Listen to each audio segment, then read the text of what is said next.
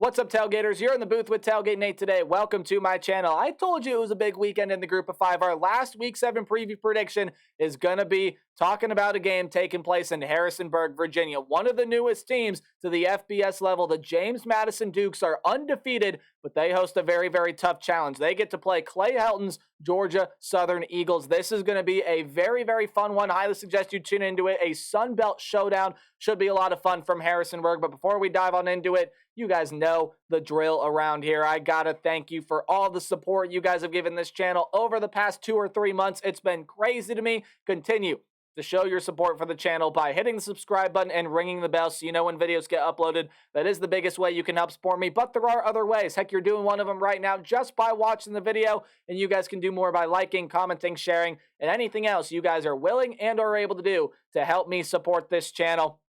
Again, I really appreciate whatever support you guys are willing to offer. Again, I love to give love to the Group of 5 teams, and this one is going to be a very, very fun showdown in the Sun Belt Conference. The race for this division in the Sun Belt, I believe it is the Sun Belt East. This is going to be an absolutely phenomenal game here. Can't wait to talk about it. Let's dive into the statistics both of these teams have put up so far this year. If you are unfamiliar with either of these teams, let me catch you up to speed. We are going to start with the Georgia Southern Eagles. My apologies. We are going to start with their offense here, and this is an offense that, hey, had Kyle Van Treese last year, a former Buffalo Bull. Yeah, he is gone. He is transferred out, but it was a very lethal passing attack last year, and you know what? They brought in Davis Brin this year, another lethal option. He's a transfer from Tulsa. This is the passing attack that has worked wonders so far this year on opposing defenses. Davis Brin has 1,611 yards, 12 touchdowns, and 70% completion percentage.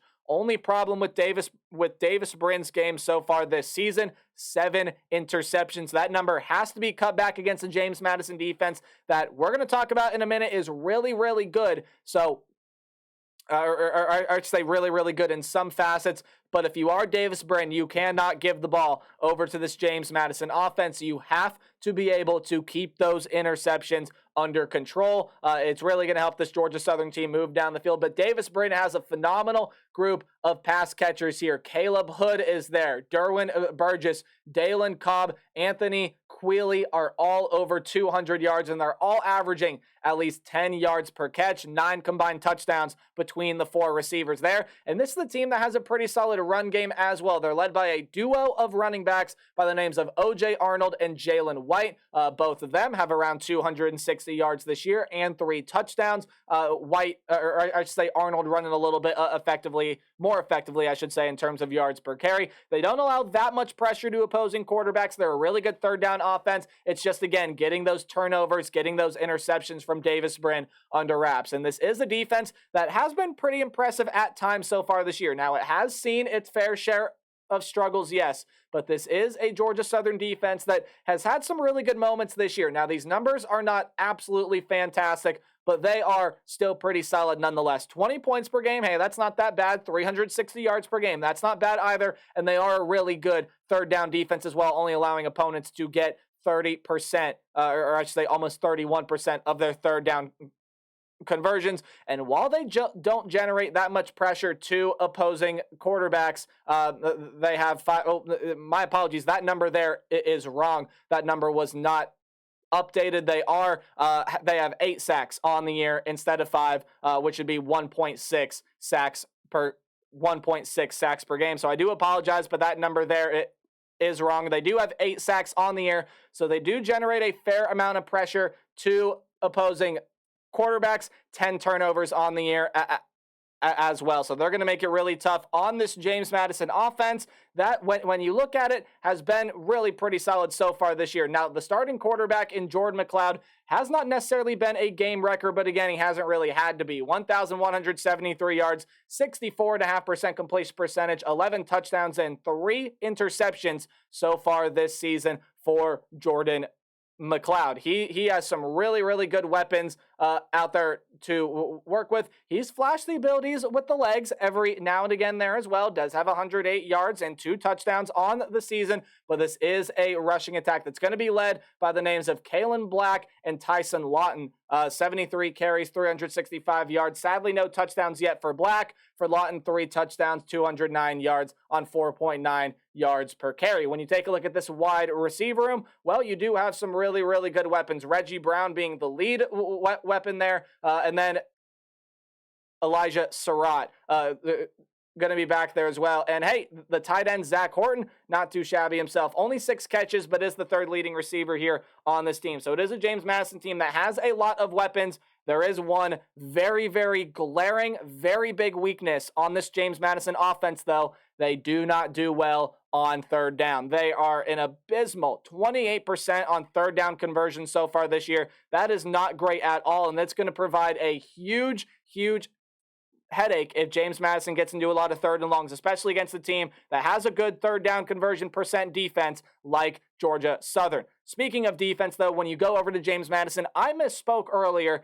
in one of my other videos when I said that Miami had the best rush defense in the country. Well, they have the 2nd best rush defense in the country because the website I was looking at did not have James Madison on that list. Yeah, 38.6 yards per carry.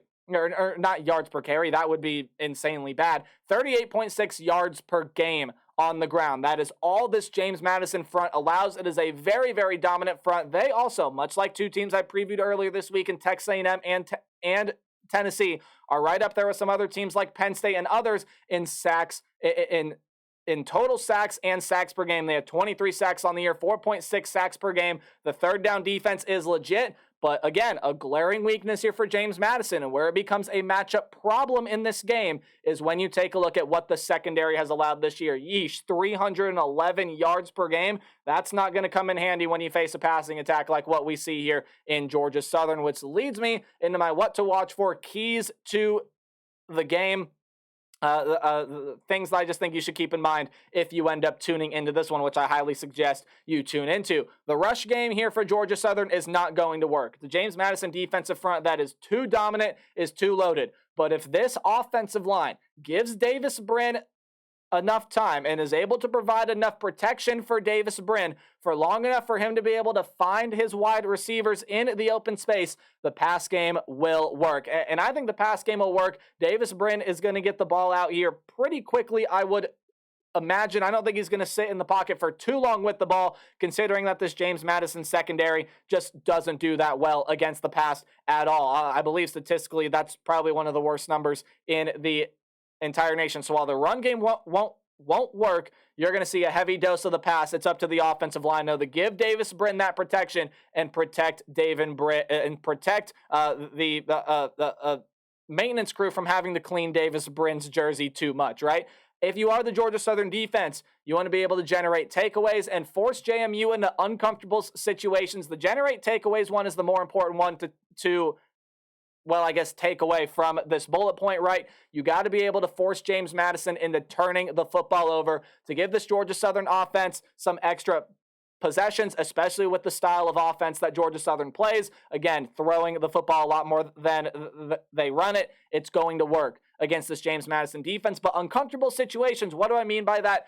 3rd downs. You saw the 3rd down conversion percentage for James Madison on the last slide. It is not great. If you can force 3rd downs, especially 3rd down and long, let your 3rd down defense take over, Georgia Southern's going to have a great shot to be able to win this game. However, it is a lot easier said than done, and there is a little bit more that goes into it because for James Madison, you're going to want to attack the line of scrimmage in every single facet, not only defensively, but offensively as well. If you get this run game going and you can establish the run game here, Jordan McLeod, again, has not been a game wrecker, but he is good enough to be able to hit these long shots down the field. He does have a lot of talented weapons here in the wide receiver room So attack the line of scrimmage here for Georgia Southern. Get this defensive front on its heels. It's going to open up the run game. It's going to provide protection for Jordan McLeod to be able to hit those weapons down the field. Defensively, though, too, you got to be able to force pressure. You got to be able to force pressure. Got to be able to get Davis Brin on the ground and get his jersey dirty early and often. Solidify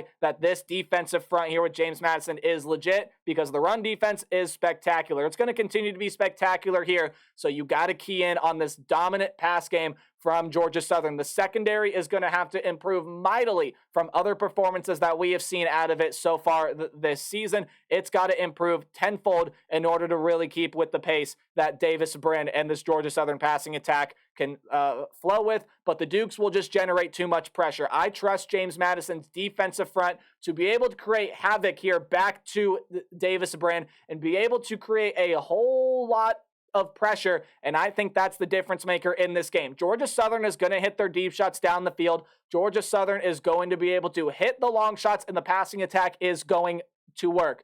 But I also think for as often as the passing attack is going to work, I also believe that James Madison will be able to get into the backfield and get Davis Brin on the ground, which is going to be huge for them in this game. And on top of that, the James Madison offense will do enough to help them win this game as they have done in every game this season. I absolutely would take Georgia Southern to cover here in this game if personally I was a betting man. Not telling you people out there to go do it. That's your choice. But I do have James Madison winning the game 35-30. Let me know your thoughts in the comment section down below. This is a noon game on ESPN2.